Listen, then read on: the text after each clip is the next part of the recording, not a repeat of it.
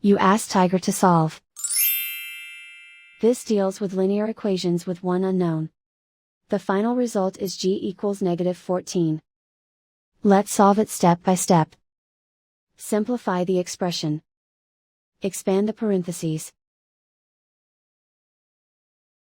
Group like terms.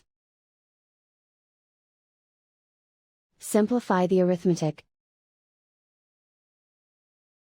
Group all g terms on the left side of the equation. Subtract 12g from both sides. Simplify the arithmetic. Group like terms. Simplify the arithmetic. And so the final result is g equals -14.